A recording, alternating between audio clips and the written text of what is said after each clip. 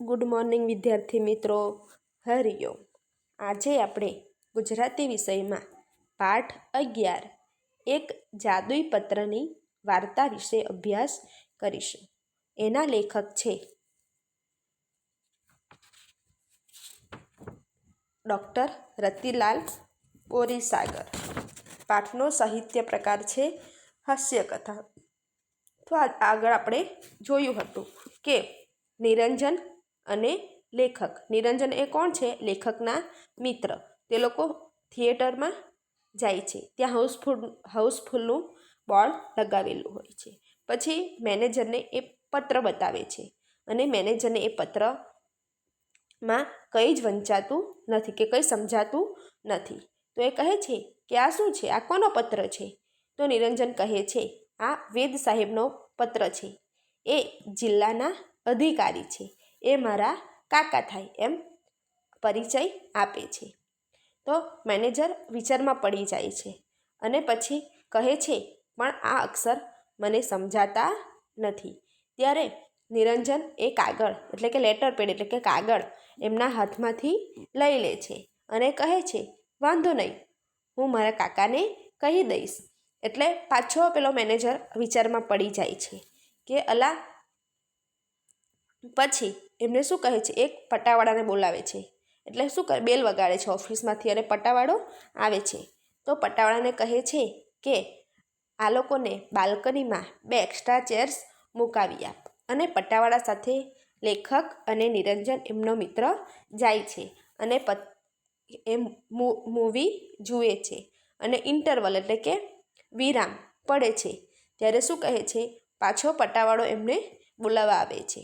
ત્યારે લેખક લોકોને લાગે છે કે આ તો અમે પકડાઈ ગયા લાગે છે, અમારી પોલ ખુલી ગઈ લાગે છે એવું લાગે છે ને લોકો બેઉ ગભરાય છે, એમને ગભરામણ થાય છે અને પછી ત્યાં ઓફિસમાં જાય છે, મેનેજરની ઓફિસમાં જાય છે। ત્યાં મેનેજર શું કહે છે કે લો ચા લો। મેનેજરે એ લોકો માટે ચા મંગાવી છે। ત્યારે નિરંજન કહે છે કે આવી તકલીફ રહેવા દો, એમ કહે છે કે એવું ના કરો, વાંધો નહીં।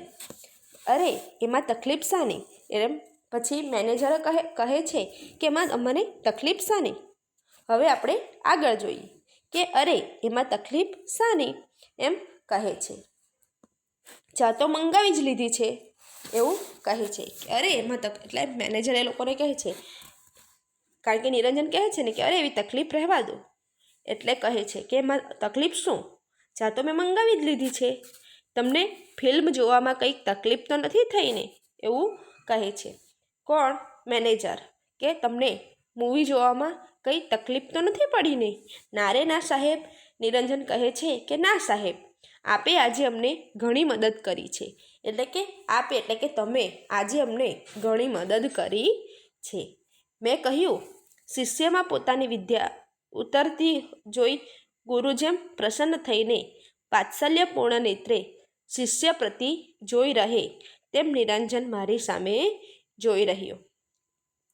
એટલે મેં કહ્યું કે શિષ્ય એટલે કે વિદ્યાર્થી પોતાની વિદ્યા ઉતરતી જોઈ એટલે કે પોતાને શીખતો જોઈને વિદ્યાર્થી પોતાની વિદ્યા ઉતરતી જોઈ ગુરુ જેમ પ્રસન્ન થાય તેમ વાત્સલ્યપૂર્ણ એટલે કે વહાલભરી નેત્રે એટલે કે આંખે શિષ્ય પ્રતિ જોઈ રહે છે। અહીં શિષ્ય એ કોને કીધું છે? નિરંજનને। અને શિષ્યએ લેખકને કીધું છે અને ગુરુએ નિરંજનને કહ્યું છે। એટલે કહે છે કે મેં કહ્યું શિષ્યમાં પોતાની વિદ્યા ઉતરતી જોઈ ગુરુ જેમ પ્રસન્ન થઈને વાત્સલ્યપૂર્ણ નેત્રે શિષ્ય પ્રતિ જોઈ રહે છે। એટલે કે શું કરે છે કે જેમ દાખલા તરીકે કોઈ આપણે ઉદાહરણ વિદ્યાર્થીનો લઈએ કે દાખલા તરીકે વિદ્યાર્થીને સારી રીતે ભણતા જોઈને અથવા તો સારું શીખતા જોઈને શિક્ષક કેટલો ખુશ થાય છે, તેમ વાત્સલ્યપૂર્ણ એટલે કે વહાલભરી આંખે વિદ્યાર્થી શિષ્ય પ્રતિ જોઈ રહે છે, તેમ નિરંજન પણ મારી સામે જોઈ રહ્યો। એવી જ રીતે નિરંજન પણ લેખકની સામે જોઈ રહ્યો હતો। નિરંજન પણ મેનેજરની સામે જોઈ રહ્યો હતો। અરે એમાં મદદ શાની, એ તો અમારી ફરજ છે એવું કહે છે. એટલે કહે છે કે એમાં મદદ શાની કરી. એટલે પેલાએ કીધું ને નિરંજને કે આજે તમે અમને ઘણી મદદ કરી છે. એટલે કહે છે કે એમાં મદદ શાની, એ તો અમારી ફરજ છે. ચા પીવાઈ રહી, એટલે કે ચા પીતા હતા. અમે મેનેજરને નમસ્તે કરીને બાકીની ફિલ્મ પૂરી કરવા અંદર ગયા. એટલે એ લોકો શું કર્યું કે જે ઇન્ટરવલ પછીની મૂવી હતી તે જોવા માટે અંદર ગયા. મેનેજરને શું કહીને, નમસ્તે કહીને બાકીની ફિલ્મ જોવા ગયા. આમ તે દિવસે રવિવાર હોવા છતાં અને અગાઉ ટિકિટ ન લીધી હોવા છતાં અમે ફિલ્મ જોઈ, ને તે પણ મફત એવું કહે છે.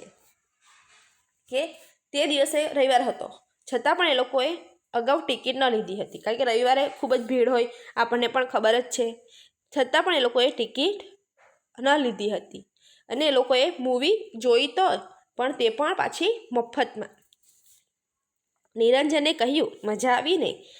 નિરંજન લેખકને કહે છે કે મજા આવી ને એવું કહે છે. તે તો સાલા એકને બદલે 2 ફિલ્મ જોઈ ખરું. એટલે કે તે તો સાલા એકને બદલે 2, કારણ કે આ નિરંજન એ લેખકને આ કંઈ જ ખબર નથી હતી આ પત્ર વિશે કે પત્રથી આવું થશે. એટલે કે નિરંજન લેખકને કહે છે તે તો એકને બદલે 2 ફિલ્મ જોઈ ખરું ને એવું કહે છે. હવે ક્યારેય આવું કામ હોય તો કહેજે, આ જાદુઈ પત્રથી થઈ જશે. એટલે પાછો નિરંજન લેખકને કહે છે કે ક્યારેક આવું કામ હોય તો કહેજે, આ પત્રથી થઈ જશે. બીજો પ્રસંગ જોઈએ. એક સુવિખ્યાત કંપનીમાં કેટલાક ક્લાર્ક લેવાના હતા. એક સુવિખ્યાત એટલે કે પ્રસિદ્ધ, નામના પામેલી અથવા તો નામના મેળવેલી કંપનીમાં કેટલાક ક્લાર્ક લેવાના હતા. એટલે કે ક્લાર્કની જગ્યા ખાલી હતી. મેં અરજી કરી હતી. લેખકે અરજી પણ કરી હતી. 15 દિવસ પછી મારો ઇન્ટરવ્યૂ હતો. એટલે કે 15 દિવસ પછી એ લેખકનું તેમાં ઇન્ટરવ્યૂ હતો, જ્યાં ક્લાર્ક લેવાના હતા ત્યાં. મને આ જાદુઈ પત્ર લઈને કંપનીના મેનેજરને મળવાનો તુક્કો સૂઝ્યો એટલે કે મનમાં વિચાર આવ્યો.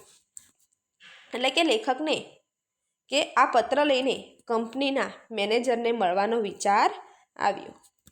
જ્યાં દેવદૂતો પગ મૂકતા ડરે છે, ત્યાં મૂર્ખાઓ દોડી જાય છે. એ ઉક્તિ મેં ઘણીવાર સાચી ઠેરવી છે.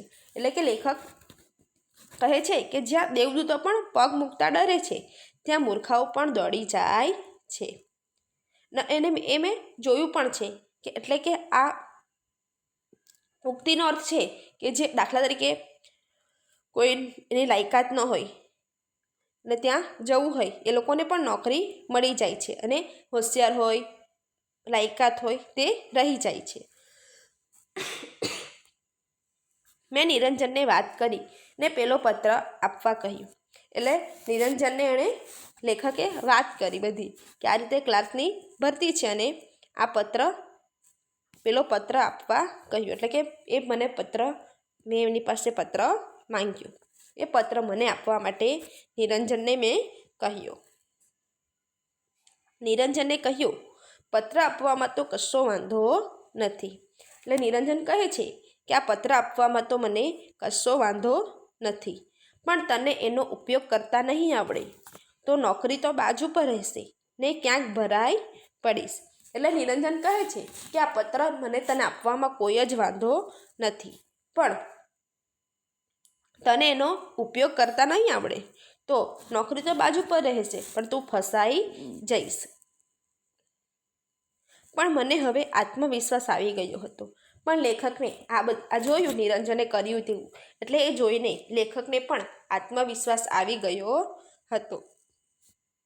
મેં કહ્યું, તારી સાથે રહીને મેં એ આવડત કેળવી લીધી છે. એટલે લેખક પાછા નિરંજનને કહે કે મેં તારી સાથે રહીને આવડત કેળવી લીધી છે, એટલે કે શીખી લીધી છે. તારી આદત આ બધી શીખી લીધી છે.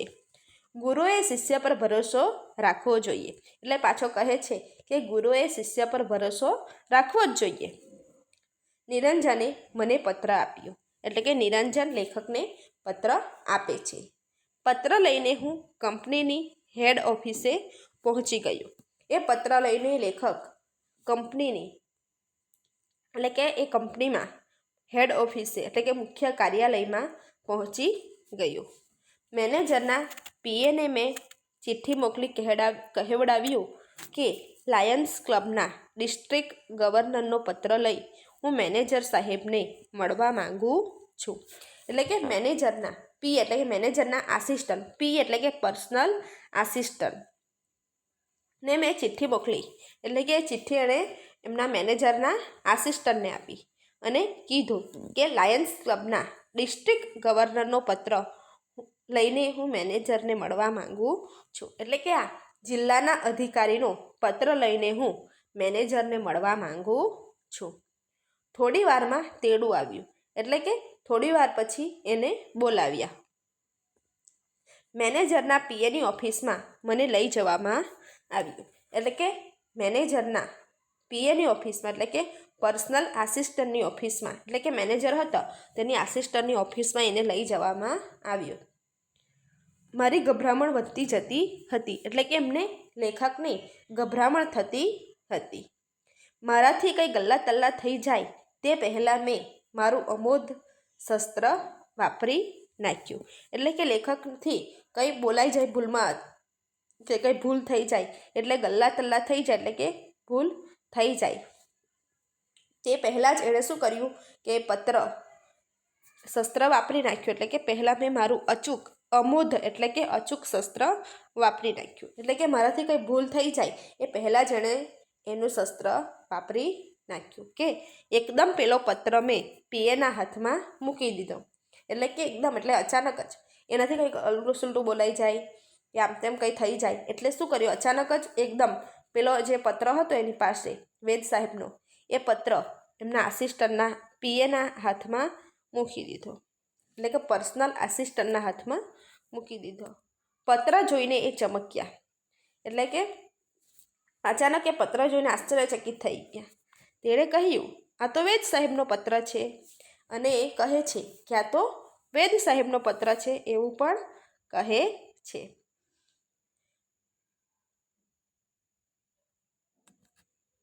હા મેં કહ્યું. એટલે કે પેલો મેનેજરનો આસિસ્ટન્ટ કહે છે ને કે આ તો વેદ સાહેબનો પત્ર છે. એટલે કહે છે હા. કોણ કહે છે? લેખક કહે છે હા મેં કહ્યું. એટલે કે લેખક કહે છે તમે એમને ક્યાંથી ઓળખો? એટલે પાછો પેલો પૂછે છે કે તમે આ વેદ સાહેબને ક્યાંથી ઓળખો છો? મારા કાકા મીન્સ કે મારા મિત્રના કાકા છે. એટલે કે મારા કાકા એટલે કે દાખલા તરીકે મિત્રના કાકા હોય તે પોતાના પણ કાકા જ થાય. એટલે કહે છે કે મારા કાકા મીન્સ એટલે કે મારા મિત્રના કાકા છે. પત્રમાં શું લખ્યું છે એવું પાછું પૂછે છે. કોણ? મેનેજરનો આસિસ્ટન્ટ કે આ પત્રમાં શું લખ્યું છે? પેલો સનાતન પ્રશ્ન તેના મુખમાંથી સરી પડ્યો. કારણ કે અક્ષર ઉકેલાતા ન હતા અને અક્ષર ખરાબ હતા એટલે કહે છે સનાતન એટલે કે કાયમી. કારણ કે બધા જ પૂછે કોઈને બી પત્ર આપો તો કે આ શું છે? આ પત્રમાં શું લખ્યું છે?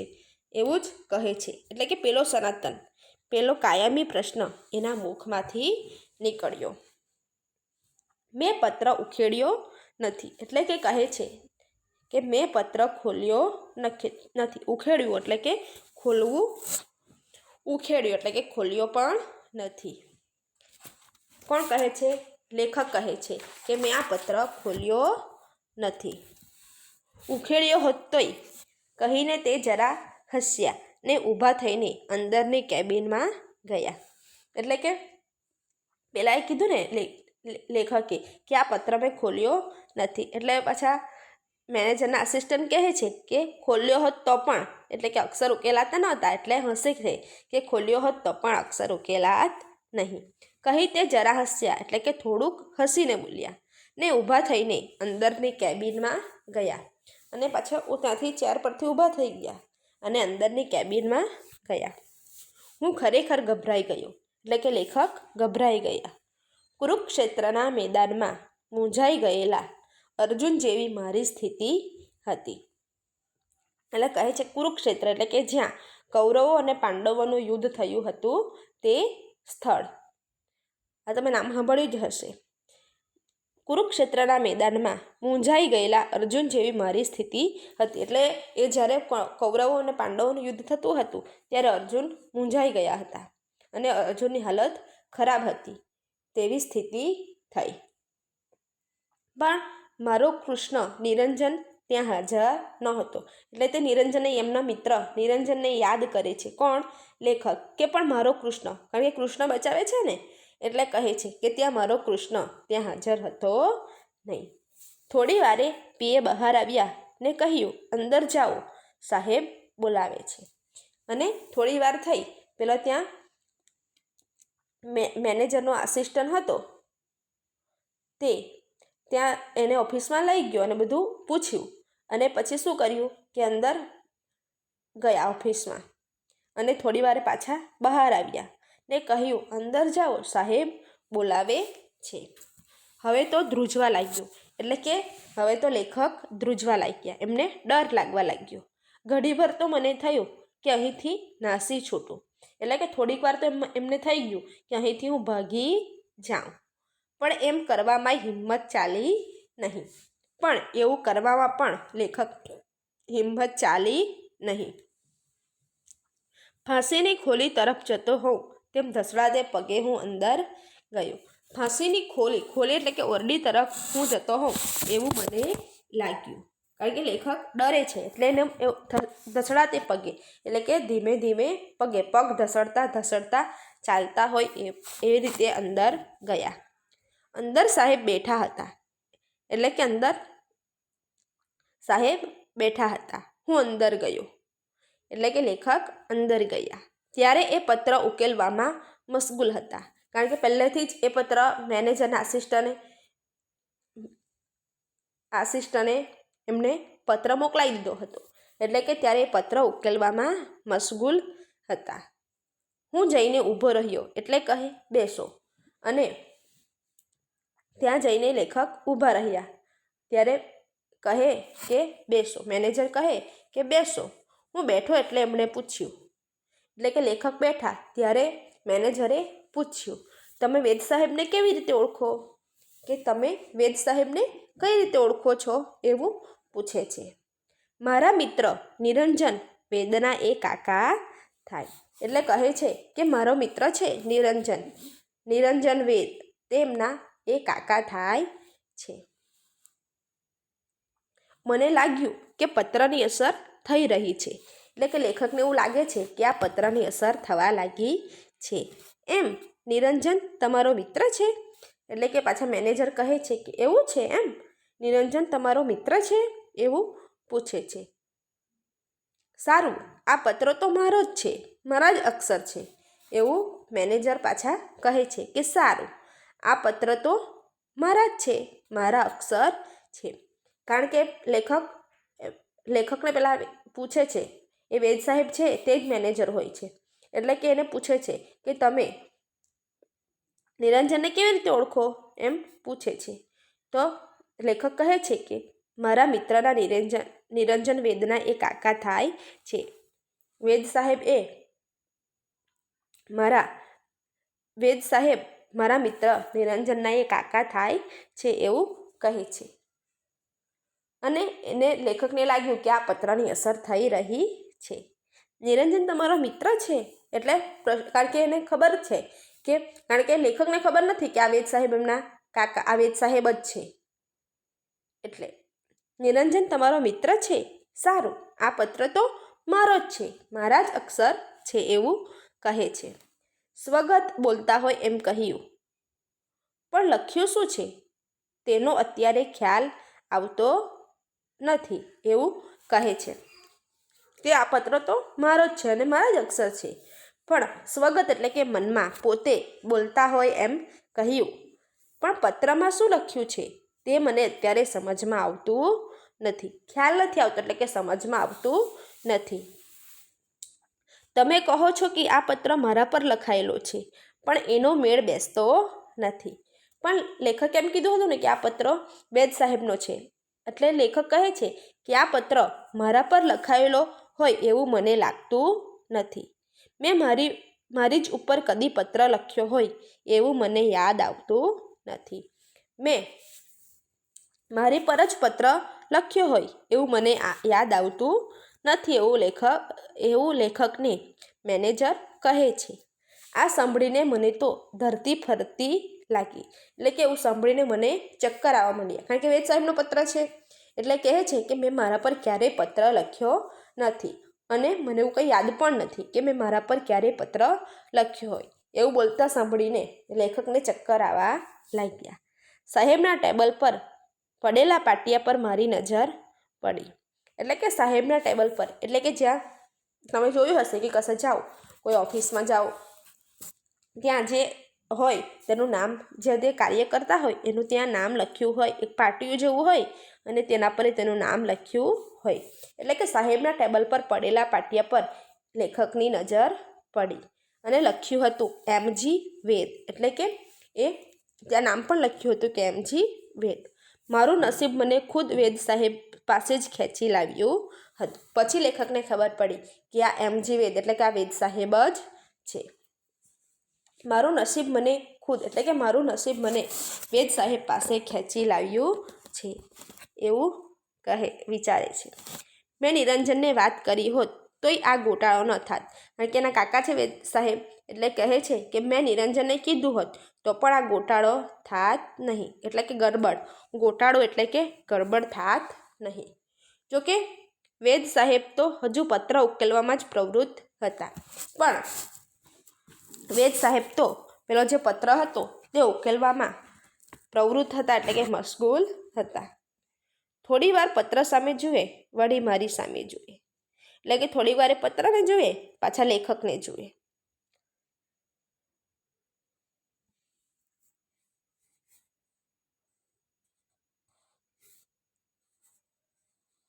પછી જાણે સ્વગત બોલતા હોય એમ ફરી બોલ્યા. એટલે કે પછી પાછા મનમાં બોલતા હોય એમ પાછા બોલ્યા. મેં નિરંજનને એના કોઈ ભાઈબંધ માટે આવો પત્ર લખી આપ્યો હોય એવું યાદ નથી આવતું. એટલે પાછા પેલા જે વેદ સાહેબ છે તે પાછા લેખક બાજુ જોઈને કાગળને પણ જોઈ.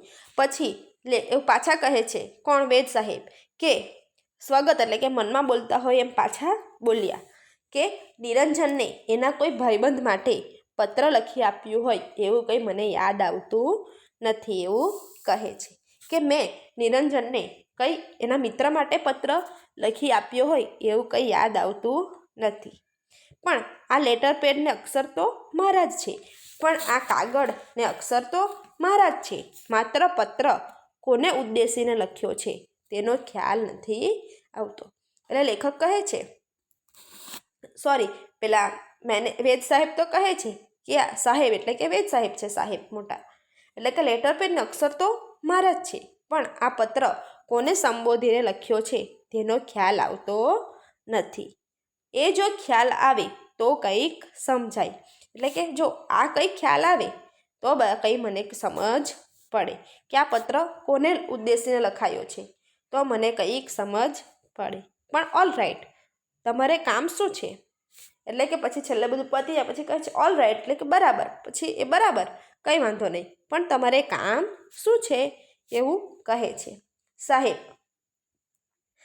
લેખક કહે છે કે સાહેબ, મેં અહીં ક્લાર્કની નોકરી માટે અરજી કરી છે. એટલે કહે છે કે મેં અહીં ક્લાર્કની નોકરી માટે અરજી કરી છે. ઓહો, એમ વાત છે, અઠવાડિયા પછી તપાસ કરજો. એટલે કે પેલા વેદ સાહેબ એમ કહે છે કે ઓહો, એવું વાત છે, તો વાંધો નહીં, અઠવાડિયા પછી તપાસ કરજો. અને આજે હું વેદ સાહેબની ઓફિસમાં ક્લાર્ક છું. એટલે પછી કહે છે કે એમણે કીધું હતું વેદ સાહેબે કે અઠવાડિયા પછી તપાસ કરજો. પછી તપાસ કરી હશે એટલે, અને આજે હું વેદ સાહેબની ઓફિસમાં ક્લાર્ક છું. ક્લાર્ક એટલે કે ગુજરાતીમાં શું કહેવાય? કારકુન. આ ક્લાર્ક શબ્દ ઇંગ્લિશ છે, અંગ્રેજી છે, અને કારકુન ગુજરાતી છે. અલબત્ત પેલો જાદુઈ પત્ર વેદ સાહેબ પાસે જ રહી ગયો. એનો અફસોસ મને ને નિરંજનને દિવસો સુધી રહ્યા કર્યો હતો. એટલે કે અઠવાડિયા પછી તપાસ કરી હશે અને એમને નોકરી મળી ગઈ છે. એટલે લેખક કહે છે કે આજે હું વેદ સાહેબની ઓફિસમાં ક્લાર્ક છું. અલબત્ત, પણ પેલો જાદુઈ પત્ર એટલે કે પેલો પત્ર હતો, પેલો કાગળ, તે નિરંજન વેદ સાહેબ પાસે જ રહી ગયો હતો, કારણ કે એમને આપ્યો હતો બતાવવા માટે, નોકરી જોઈતી હતી એટલે. પણ અફસોસ, એ લોકોને અફસોસ રહી ગયો. કોને? લેખકને અને લેખકના મિત્ર નિરંજનને, કે એ પત્ર વેદ સાહેબ પાસે જ રહી ગયો અને નિરંજને દિવસો સુધી રહ્યા કર્યો હતો. એટલે કે અફસોસ ઘણા દિવસો સુધી રહ્યા કર્યો હતો. તો વિદ્યાર્થી મિત્રો, આજે આપણે પાઠ 11 એક જાદુઈ પત્રની વાર્તા વિશે અભ્યાસ કર્યો. તો આ પાઠ ધ્યાનથી વિચારીને જોઈને સમજવું. અસ્તુ.